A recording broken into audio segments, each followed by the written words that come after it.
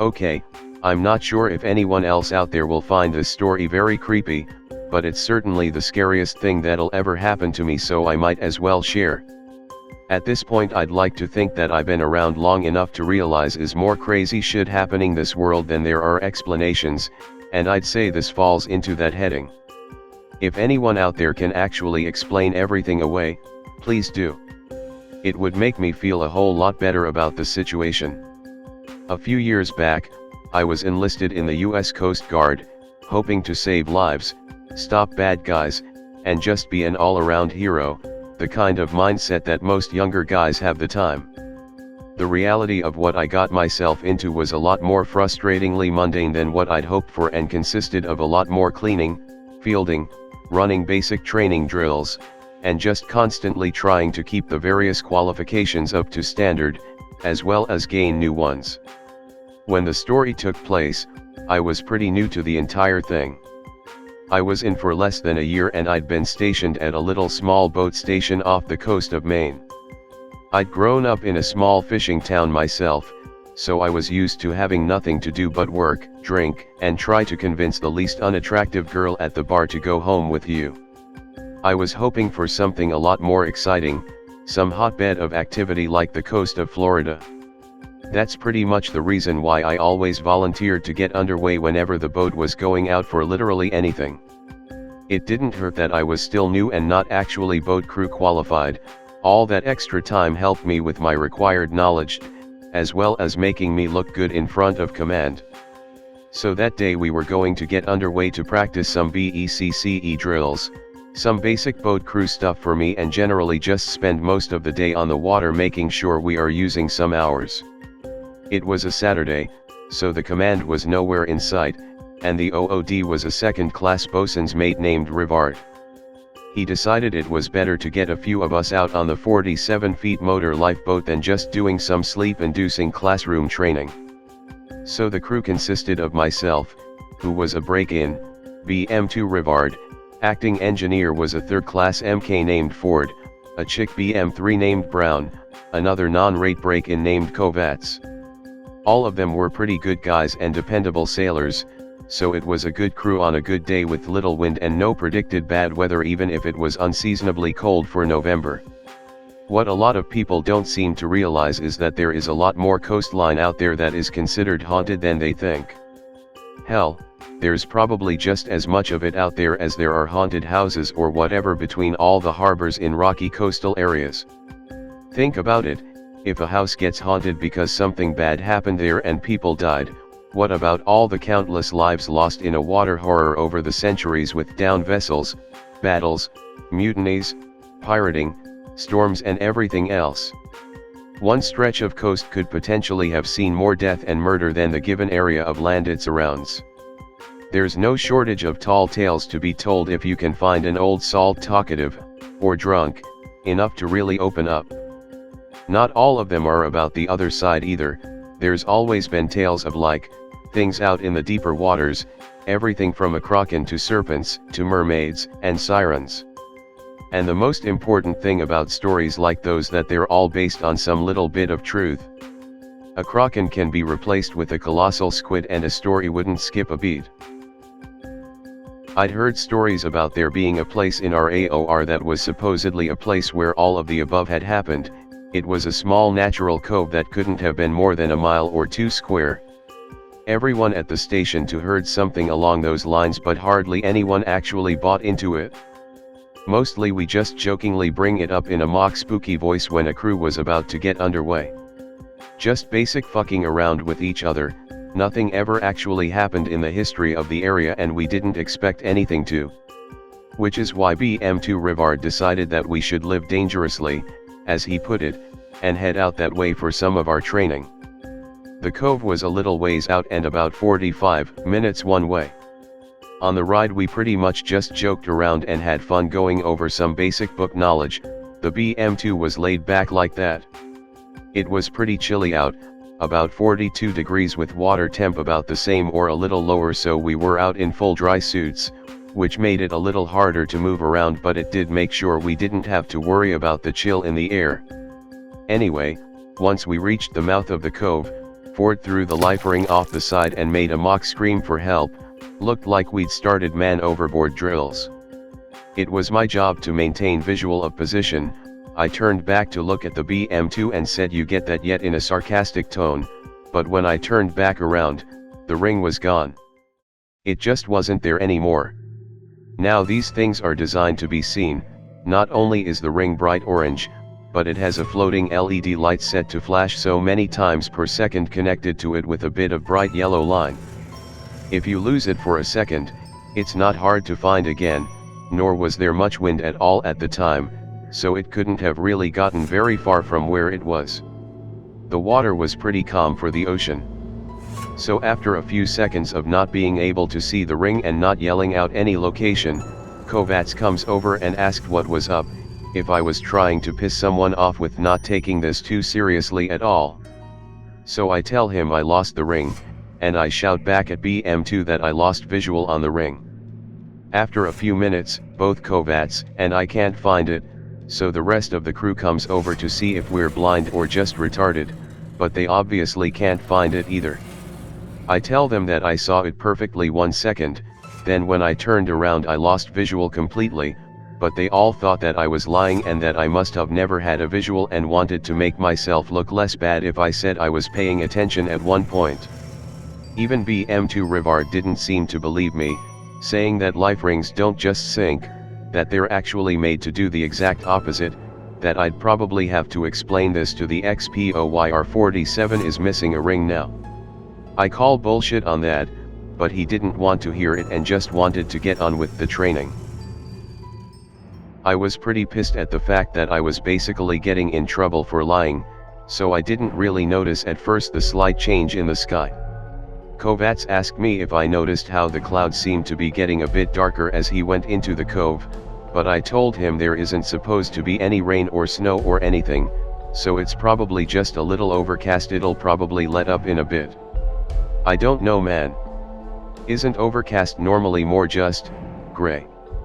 He had a point. The clouds did seem darker, more like a thunder heading color, like every cloud was a mini thunder cloud. I told him he's just letting the stupid stories of this place get to him. What are you, some kid afraid of bedtime stories? Asking that, kind of shut him up about it, but between the clouds and losing a life ring out of nowhere, I had to admit I might have been feeling a little creep as well. So anyway, we are in the car with Ford and Brown having me practice working the tow bit, and Kovats was with BM2 going over the navigational equipment and piloting the boat. The sky had stayed that unsettling blackish color, and I could feel a weird, like, I guess you just have to call it, feeling, in the air. Like something wasn't quite right, but there was nothing obviously wrong at the same time. The only thing I can compare it to is if you've ever been staying outside during the eye of a storm. I saw Brown shiver a little and swore, following it up with rhetorical question about wasn't it supposed to be good weather today. Being one of the new guys, I didn't want to let that go. I was getting rained on and I need to give my share back when I had the chance. I didn't take you for the damsel in distress type. You let him some clouds and scary stories get you now? She shot me one of those sarcastic grimaces people give and shoved me in the arm. Just at that time, though, the engines jerked to a complete stop. Just as she shoved me, there was a heart-sinking grinding noise, and the sudden jerking of the boat, mixed with the shove, was almost enough to push me over the taffrail.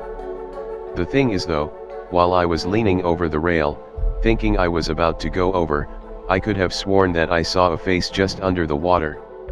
It was so quick that I almost thought that I didn't see anything, but I definitely saw what I knew was a pale face, the eyes as black as the clouds were becoming. I was taken aback and still staring into the water when Brown came over and grabbed my arm and asked if I was okay, and said that we need to meet with BM2. I was a little shaky in my response, but now that my nerves were calming down from almost falling in, I realized I had just seen my own reflection in the water, and that it wasn't anything more than that. Mentally scolding myself for being so stupid and quick to assume, I went with Brown to muster up with everyone else. Ford had already gone down to the engine compartment to see what was going on, while the rest of us were in the cabin with BM2. So far no one knew why the boat stalled, but there was some more good news to go with what we already knew. All of the electronics died when the engine went dead. Plotter, radios, everything. At first I thought we were all screwed and couldn't contact the station, but I remembered that probably all of us had our cell phones on us, even if we weren't supposed to.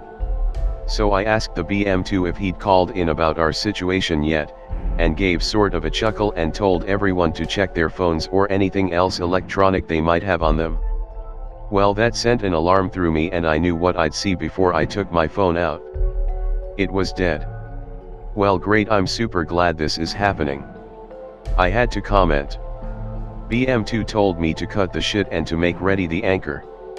He said that he'd just done an ops and position check less than 10 minutes before, so they won't even try to contact us for another half an hour, which means it'll be a few hours before anyone comes out here to pick us up.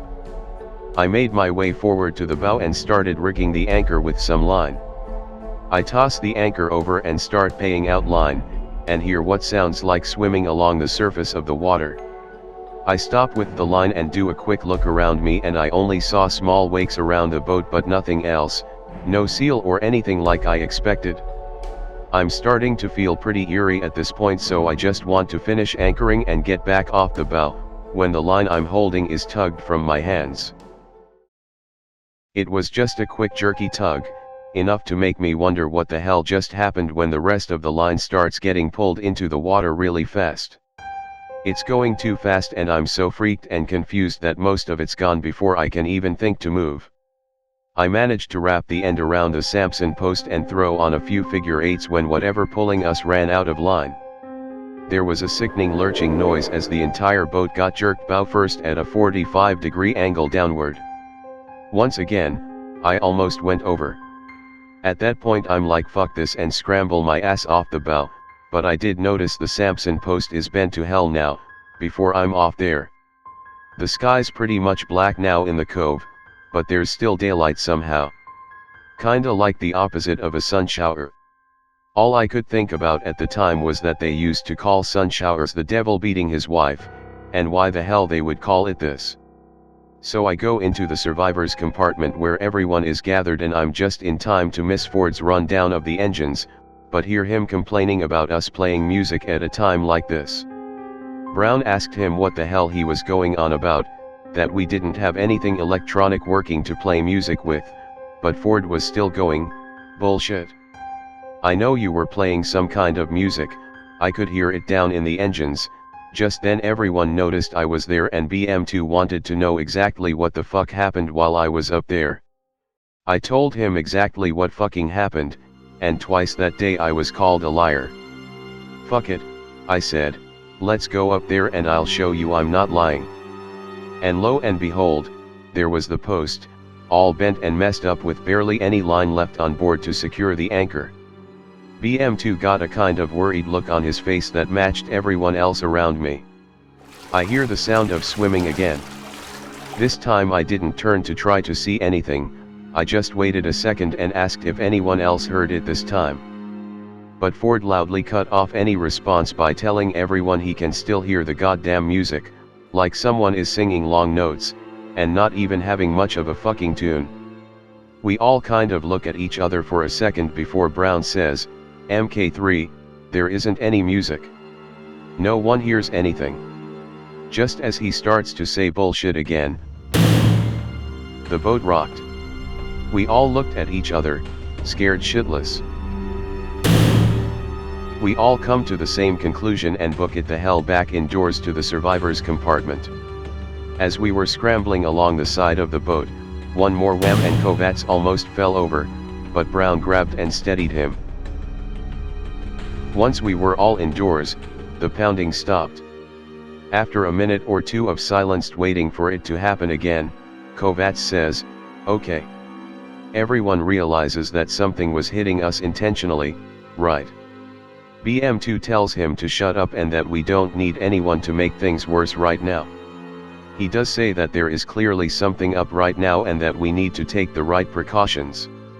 He told Ford to go up and check the anchor line and make sure it's even a little secure, and for the rest of us to prep some pyro, he's going to check on the radios one more time, and when they still don't work, we'll need to send off some flares. So Brown, Kovats, and I break out the pyro kit and start going over it all, making sure it's all still good. It obviously was, we just needed something to occupy ourselves. Brown asks me what I think is going on. I tell her I have no idea, but I've got the worst feeling right now. That things might get a lot worse before they get better, and you can feel it in the air. BM2 comes up and says that everything is still shot just like he thought. He told me to go up and get Ford, because it should not take that long to check on a line. I had to agree, he's been up there way too long unless something was up. I called his name as I was coming up the bow, but when I got there he wasn't up there. I thought that was weird, but that maybe he just went around the other side as I was coming up. So I circled back around and checked for him on the fantail and didn't see him. I get into the survivor's compartment with everyone else and he isn't there, so I ask if he's in the engine room. BM2 asks me what I'm talking about. Didn't I find him on the bow? At that point I realized that things had just gotten worse and tell everyone to go topside because we must have a man overboard. We all rush up and start yelling his name and looking for any movement in the water. BM2 has the binoculars out and starts doing a search for Ford. After close to 15 minutes we didn't find anything more than we had before we started searching. BM2 is clearly frustrated and pissed, starts blaming me for wasting everyone's time because he's not in the water. I tell him that there is nowhere else he could be, because if he went into the engines he would have seen him himself, and if he were in the cabin bridge, I would have seen him when I went around. He just continued going off, saying that Ford was wearing bright fucking orange and an inflatable PFD, he didn't just fucking sink. At this point I remembered the anchor line and my stomach turned. I thought to myself, no, he didn't just sink. Not on his own. But BM2 went for the pyro saying something like fuck this, and fired off a parachute flare. I was left standing there, putting things together in my head. The face I thought I saw, the anchor line being pulled away from me, whatever it was that was ramming our hull. And the sound of something swimming. The same sound, I realized then, that I could still hear now. Something was going on here, and it was more than just ghost stories and weird feelings. Something was here with us, something in the water. And it wasn't exactly hiding. I snapped up what you all would refer to as a basic flare, the kind they show in movies that you just hold and wave around while it burns. I told BM2 and everyone else to come over to the taffrail and just watch. I dropped the flare in the water so that the burning part was facing us as it went. It went just a bit more slower than what I anticipated, but within a minute or so we couldn't see the light from it anymore. Nothing. Quickly, I grabbed another one and did the same thing. Kovats started to ask what I was doing, but I said to just shut up and watch, because the sound of swimming was still there. And then, just before the light faded, we saw a shadow swim over the light. It was big enough to eclipse almost the entire time the flare was sinking just by swimming by. We all backed the fuck up and went down into the compartment. Everyone was scared, but BM2 looked like he was scared shitless. His skin had turned the same shade as a piece of drawing paper. He just kept whispering, "We can't be here, we have to go, we need to leave, we can't be here anymore," and other things similar to that. I didn't disagree with him either. The first thing I thought to do was to cut the anchor line. I'd rather drift aimlessly than have a physical tie to whatever was down there, not to mention continue to be a sitting duck. BM1 had clearly gone bye-bye, so I told Kovats and Brown what I planned to do and to sit tight. I'd be right back. I only had my small boat crew knife with me, so I knew it might take a minute or two to completely cut the anchor loose. So, I went up to the bow as fast as I could and went to work cutting us loose from whatever was there with us. I was about halfway through with the line when we were hit again. Fuck. It's like whatever's down there knows we're vulnerable.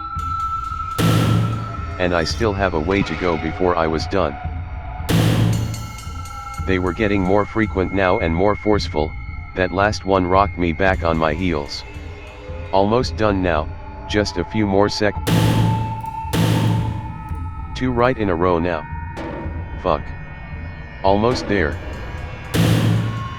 Again, but I was done now. We were loose and I could book it back to the compartment, just need to make it to the other side of the boat and I was in the water. 3rd time's the charm. As soon as I was in, I realized I could hear music now, too. It sounded like someone singing long, tuneless notes, like if a person were trying to sing a whale's song. When I saw it, I was out of my mind terrified. It was something just below the surface, not quite breaking the water. The only coherent thought I can remember right then was confident, and in hindsight, that was because whatever was coming towards me seemed to actually be confident. It was taking long, serpentine strokes getting to me. Again, in hindsight, things like a shark or anything else wouldn't take its time, it would go right for you. Whatever this was playing. After a second I was clear-headed enough to start thinking, please be a shark, oh god, please be a shark, or a porpoise or a shark, oh god, what is it? It was a meter away from me when I felt something strong pull me while I remained helpless and screaming. And then I was back on the deck of the 47. Soaking wet but alive. Apparently when the pounding started again, Brown and Kovacs came up to make sure I was okay and saw me fall in. They were just quick enough to pull me back up before whatever was in the water got to me. And I did make sure to ask them if they saw the same thing I did. They both got real quiet but didn't say no. After that we all hunkered down in the survivors compartment. BM2 looked a little better but he was still clearly out of it.